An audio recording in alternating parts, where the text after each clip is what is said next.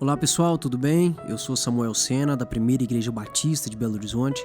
É um privilégio estar aqui mais uma vez para compartilhar a palavra do Senhor. Nesse dia nós vamos refletir sobre o Evangelho de Lucas, capítulo 8. E no Evangelho de Lucas é destacado o impacto da palavra de Deus e como diferentes corações respondem a ela.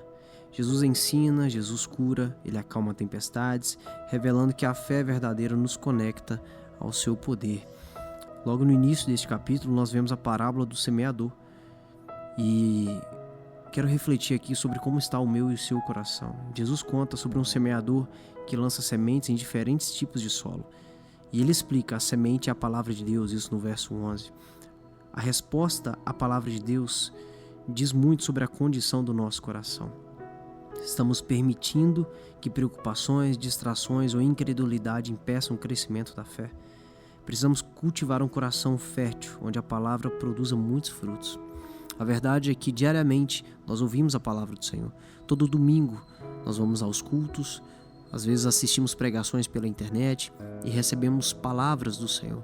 Mas muitas vezes elas não florescem porque o nosso coração está preocupado, está aflito, está negligente. E muitas vezes tudo aquilo que ansiamos viver não está acontecendo porque negligenciamos de alguma forma a palavra do Senhor.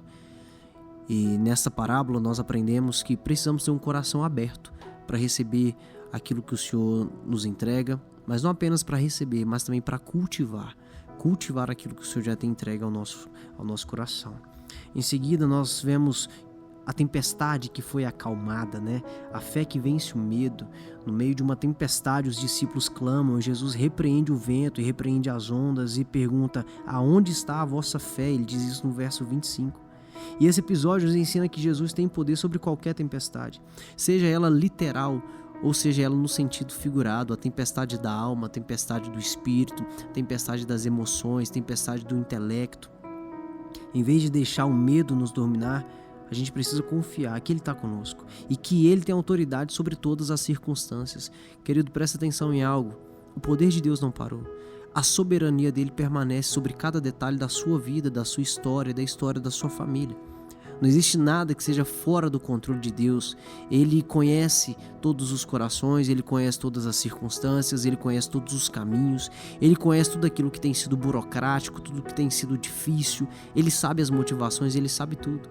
E o mesmo Deus que sabe como essas coisas surgiram é o mesmo Deus que também sabe colocá-las nos seus devidos lugares. Então, precisamos aprender a confiar no Senhor, porque o Deus que repreendeu o vento e as ondas, Ele também pode e Ele também vai repreender toda tribulação na minha vida e na tua vida. Em seguida, nós vemos a libertação de uma pessoa que estava possessa.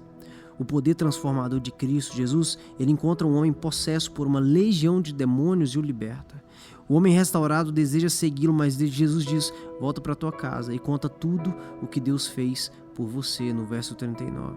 Isso nos lembra a verdadeira transformação em Cristo. Ela deve ser testemunhada. Quando Jesus faz algo na sua vida, não é apenas para o seu alívio, mas é para que o nome dele seja reconhecido. Quando Jesus promove uma cura, quando Jesus promove uma bênção, uma prosperidade, quando ele transforma situações que pareciam impossíveis ou demasiadamente difíceis, ele não faz isso apenas para o seu alívio. Ele não te cura apenas para o alívio do doente. Ele não resolve um problema para o alívio da mente.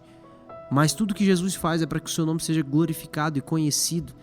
A verdade é que muitas vezes recebemos coisas do Senhor, mas negligenciamos a expansão do agir de Deus quando nós não falamos para ninguém.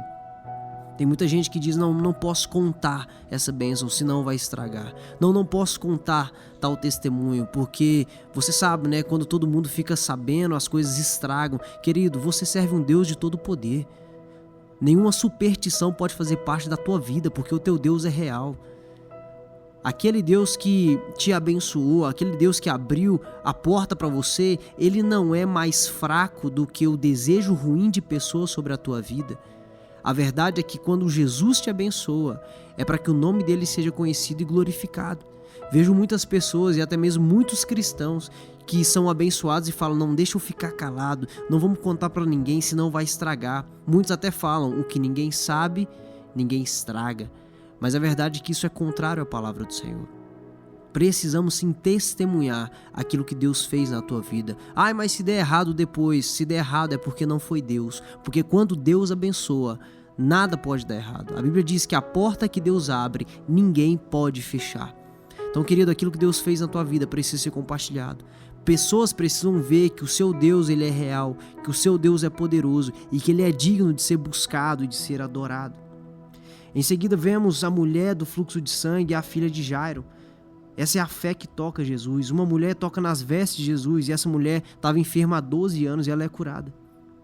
E nesse mesmo período, enquanto Jairo recebe o seu filho de volta à vida, a sua filha de volta à vida, Jesus declara: vai, a tua fé te salvou, vai em paz. Ambas as histórias mostram que Jesus responde a uma fé sincera. Ele vê cada necessidade e honra aqueles que confiam nele. Sabe, essa mulher, ela tinha uma doença há 12 anos que ela já tinha gastado tudo com o médico e nada resolvia. Mas ela sabia que se tão somente tocasse nas vestes de Jesus, ela seria curada, e isso aconteceu. Tanto que ela toca Jesus e Jesus pergunta: quem me tocou? Porque eu senti que de mim saiu o poder. Foi aquela mulher que estava com uma fé inabalável. E ao mesmo tempo, Jairo, com a sua filha enferma, e Jesus ordena para que ele vá para casa, porque a filha já estava curada. E quando ele chega em casa, ele pergunta: a que horas ela foi curada? E as pessoas falam tal horário, e ele se lembra que foi exatamente o momento em que Jesus ordenou a cura da sua filha. É interessante porque Jesus não precisou ir lá. Jesus também não foi em direção à mulher do fluxo de sangue, mas ele realizou o milagre. Porque o que nós precisamos é conhecer a Deus. Isso é fé. Fé não é acreditar, fé é conhecer. A mulher do fluxo de sangue foi até Jesus porque conhecia ele, sabia que ele tinha poder. Jairo foi até Jesus porque conhecia Jesus, sabia que ele tinha poder. Eles não acreditaram em algo ilusório. Eles depositaram a sua confiança naquele que poderia fazer todas as coisas. E para finalizar, eu só queria retomar que Lucas 8 nos ensina que nós devemos cultivar um coração que recebe e frutifica a palavra de Deus, como é na parábola do semeador. Nós precisamos que a nossa fé seja maior que os nossos medos, como quando os discípulos viveram aquela situação da tempestade. Nós precisamos também que a nossa fé em Cristo seja testemunhada, como no caso daquele endemoniado que precisou testemunhar a sua libertação. E nós precisamos de uma fé ousada, que toque o coração de Jesus, como foi da mulher do fluxo de sangue e de Jairo também. Vamos orar nesse sentido, para que o Senhor possa ministrar sobre a tua vida e para que você possa responder com fé a todas essas coisas. Pai, obrigado, Senhor, por tudo que nós falamos. Te agradecemos pela tua palavra, que é viva, ela é real, ela é eficaz, ela transforma realidades, ela transforma histórias. Pedimos que o Senhor nos dê uma fé inabalável.